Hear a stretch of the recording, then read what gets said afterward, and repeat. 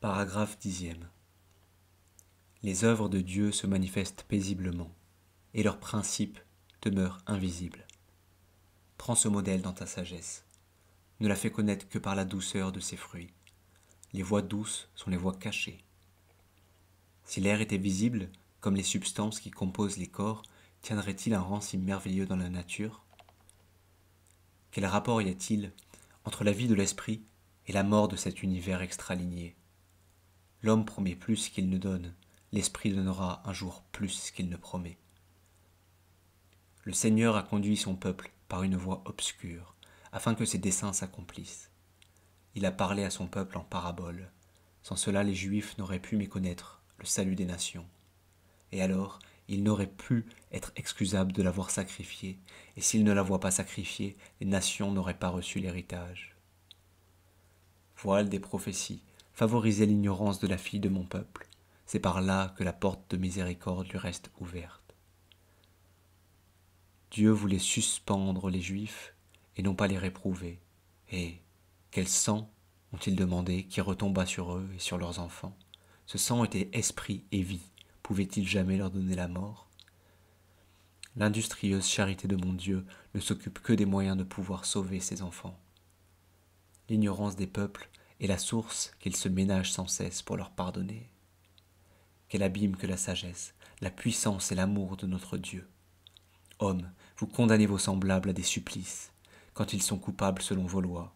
Ne le sommes-nous pas bien davantage selon les lois du Seigneur? Et cependant, nous pouvons satisfaire à sa justice avec une prière.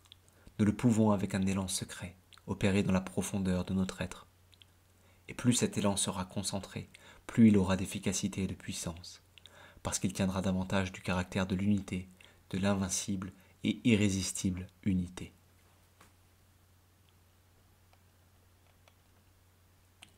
11e paragraphe. Pourquoi toutes les eaux que le globe renferme communiquent-elles les unes aux autres? Pourquoi ne font-elles que circuler et passer alternativement par des gouffres infects et par des filières pures qui les clarifient? Pourquoi l'air qui remplit l'atmosphère suit-il la même loi en s'introduisant dans nos poumons et dans les canaux des plantes? Pourquoi tous les fluides de la nature ne font-ils que passer d'un lieu à un autre pour l'avantage de tout ce qui existe? Pourquoi sont-ils comme si nous nous les prêtions mutuellement, que nous bussions tous la même liqueur et que nous ne fissions que nous passer la coupe? C'est pour nous apprendre que telle est la loi de l'esprit sur nous et que toute l'atmosphère de l'intelligence est contiguë. Unité suprême et universelle, oui, nous participons tous à la même pensée. Le même esprit circule dans tous les êtres pensants, nous puisons sans cesse à la même source. Nos esprits se communiquent par notre nourriture intellectuelle, comme nos corps se communiquent par la circulation des éléments. Comment serions-nous donc séparés de la vie? Tout est vivant.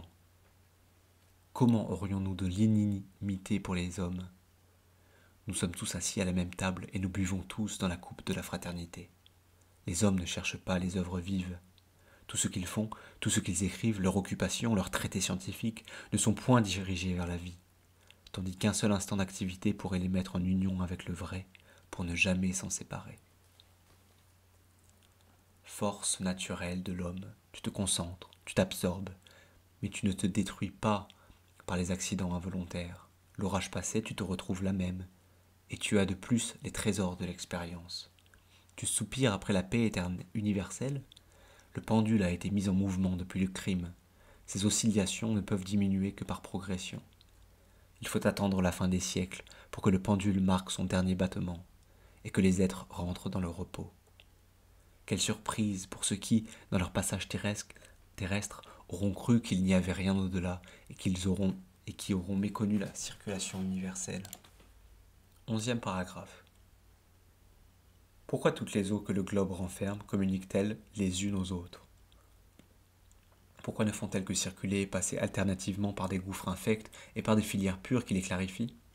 Pourquoi l'air qui remplit l'atmosphère suit-il la même loi en s'introduisant dans nos poumons et dans les canaux des plantes? Pourquoi tous les fluides de la nature ne font-ils que passer d'un lieu à un autre pour l'avantage de tout ce qui existe? Pourquoi sont-ils comme si nous nous les prêtions mutuellement, que nous bussions tous la même liqueur et que nous nous fissions que nous passer la coupe, c'est pour nous apprendre que telle est la loi de l'esprit sur nous et que toute l'atmosphère de l'intelligence est contiguë. Unité suprême et universelle, oui, nous participons tous à la même pensée. Le même esprit circule dans tous les êtres pensants, nous puisons sans cesse à la même source. Nos esprits se communiquent par notre nourriture intellectuelle, comme nos corps se communiquent par la circulation des éléments. Comment serions-nous donc séparés de la vie? Tout est vivant. Comment aurions-nous de l'inimité pour les hommes? Nous sommes tous assis à la même table, et nous buvons tous dans la coupe de la fraternité. Les hommes ne cherchent pas les œuvres vives. Tout ce qu'ils font, tout ce qu'ils écrivent, leurs occupations, leurs traités scientifiques, ne sont point dirigés vers la vie. Tandis qu'un seul instant d'activité pourrait les mettre en union avec le vrai, pour ne jamais s'en séparer. Force naturelle de l'homme, tu te concentres, tu t'absorbes, mais tu ne te détruis pas par les accidents involontaires. L'orage passé, tu te trouves la même, et tu as de plus les trésors de l'expérience. Tu soupires après la paix universelle? Le pendule a été mis en mouvement depuis le crime. Ses oscillations ne peuvent diminuer que par progression. Il faut attendre la fin des siècles pour que le pendule marque son dernier battement et que les êtres rentrent dans leur repos. Quelle surprise pour ceux qui, dans leur passage terrestre, auront cru qu'il n'y avait rien au-delà et qui auront méconnu la circulation universelle. Dieu serait-il si patient s'il n'avait des moyens d'étonner la postérité humaine quand elle arrive à la région de la vie et de la lumière? Quand elle arrive à cette région, où elle peut contempler ce fluide simple et fixe, principe et source de tous les mouvements, et portant partout la plénitude de la vie? Où prendre l'idée des lumières et des clartés qui accompagnent la naissance de l'homme? Nous ne sommes ici-bas que nageant sous une ombre, et dans l'atmosphère des images. Sagesse, tu dois être si belle que le pervers lui-même deviendrait ton ami s'il pouvait apercevoir le moindre de tes rayons.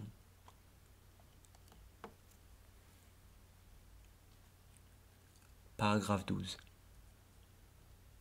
Ma vie sera un cantique continuel, puisque les puissances de mon Dieu sont sans bornes. Je le louerai, parce qu'il a formé l'âme humaine de l'extrait de ses propres vertus. Je le louerai, puisque tous les êtres pensants sont les témoins vivants de son existence. Je le louerai, puisque l'âme humaine se manifeste comme lui, par la parole. Je le louerai parce qu'il n'abandonne pas l'homme dans sa misère. Je le louerai parce qu'il le dirige comme une mère tendre dirige son enfant et lui fait essayer ses premiers pas. Je le louerai parce qu'il a donné à l'homme le pouvoir d'employer les animaux mêmes à la culture de la terre. Homme, cessez de ne prouver Dieu que par la nature matérielle, vous ne prouvez par là que le Dieu puissant et fécond. Et si cette nature matérielle avait déjà accompli tous ces types, et qu'elle n'exista plus, comment prouveriez-vous donc celui qui l'a formée? Et si vous la rendez éternelle, donnez-lui donc aussi, comme à votre Dieu, l'intelligence et la sainteté. Annulez donc tous les types qu'elle doit offrir, et qui dès lors deviennent superflus. Et les désordres évidents qu'elle annonce, comment les expliquerez-vous, si elle n'a ni la liberté, ni la pensée? Les cieux annoncent la gloire de Dieu, mais son amour et sa sagesse, c'est dans le cœur de l'homme qu'en est écrit le véritable témoignage. C'est dans l'extension sans borne de notre être immortel que se trouve le signe parlant du Dieu saint et sacré, et du Dieu bienfaisant, à qui sont dus tous nos hommages. L'univers peut passer, les preuves de mon Dieu n'en seront pas moins immuables, et parce que l'âme de l'homme surnagera sur les débris du monde. Si vous éteignez l'âme humaine, ou si vous la laissez se glacer par l'inaction, il n'y a plus de Dieu pour elle, il n'y a plus de Dieu pour l'univers. Je tiendrai mon âme en activité, pour avoir continuellement en moi la preuve de mon Dieu. Je la tiendrai occupée à la méditation des lois du Seigneur. Je la tiendrai occupée à l'usage et à l'habitude de toutes les vertus. Je la tiendrai occupée à se régénérer dans les sources vivifiantes. Je la tiendrai occupée à chanter toutes les merveilles du Seigneur et l'immensité de sa tendresse pour l'homme. Quels instants pourront lui rester qui ne soient pas remplis par la prière? Ma vie sera un cantique continuel, puisque la puissance et l'amour de mon Dieu sont sans bornes. Dès que je m'approcherai du Seigneur pour le louer, il m'enverra le sanctificateur. Le sanctificateur m'enverra le consolateur.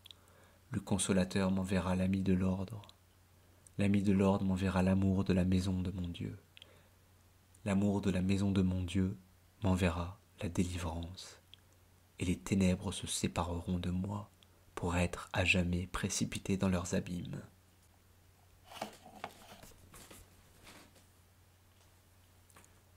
Paragraphe 13. Une coupe de cristal tombe à terre et se brise. Tout à l'heure, elle était utile. Vous pouviez l'approcher de vos lèvres et y puiser une liqueur agréable et fortifiante. À présent, ces brisures tranchantes ne peuvent qu'ensanglanter la main. Une coupe de cristal tombe à terre et se brise. Tel est le court intervalle de l'amitié d'un homme puissant à sa colère. Tranquille et doux quand sa gloire n'est pas exposée, court-elle des risques, il prendra les charbons de l'autel et vous les jettera au visage, plutôt que de ne la pas défendre. Il n'a pas besoin de sa raison pour l'emporter, dès qu'il a le moyen d'emporter sa puissance. Malheur à l'agneau qui se trouvera placé sous son glaive, il l'égorgera et il dira ensuite que c'était un tigre, et sa parole sera reçue comme véritable. Consolez-vous, petits de ce monde. Les hommes puissants ont en eux-mêmes deux tribunaux. Par l'un, ils vous condamnent, lors même que vous êtes innocent. Par l'autre, ils sont obligés de casser la sentence. Est-ce que la parole fausse et méchante peut avoir une demeure fixe et stable? Elle sera errante, parce qu'il n'y a que l'oreille de l'homme léger et déçu où elle puisse mendier quelque asile. Vérité sainte, tu es encore comme enseveli dans les sépulcres, mais tu y as été enterrée vive.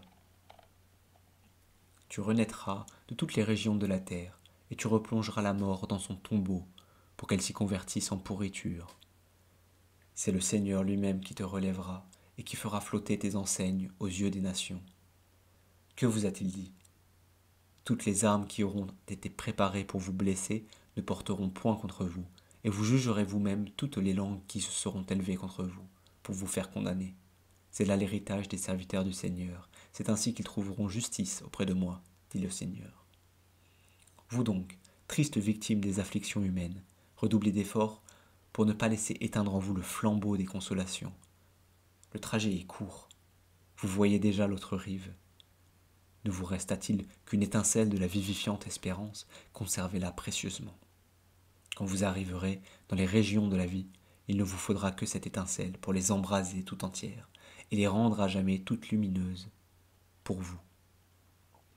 Parce que les substances qui les composent sont plus faciles à enflammer que celles de la foudre même et plus mobiles que les éclairs.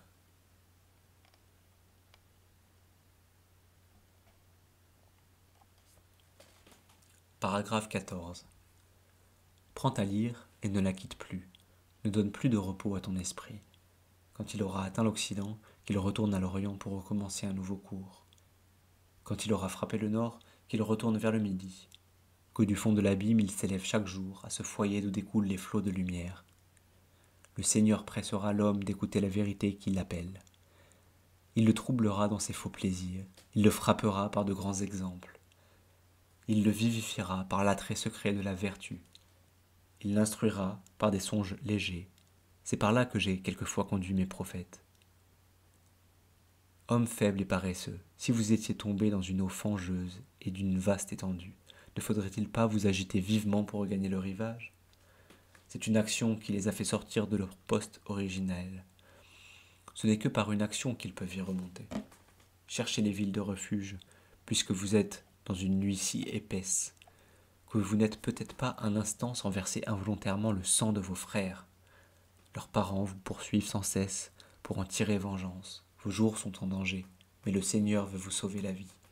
Volez, volez vers ces villes de refuge, dont la miséricorde a rempli la terre qu'il vous a donnée. Ô Dieu de paix, ressouviens-toi que tes élus ont demandé d'être anathèmes pour le salut de leurs frères. C'était pour toi, et non contre toi, qu'ils formaient de pareils vœux. Ton amour les suivra dans le désert, et les y nourrira jusqu'à ce que leurs frères en soient sortis. Ils se rendent otages de la mort, tu les rachèteras. La charité peut seule envisager ce sacrifice. La charité peut seule le comprendre. Ton immortel amour peut seul en diriger l'accomplissement.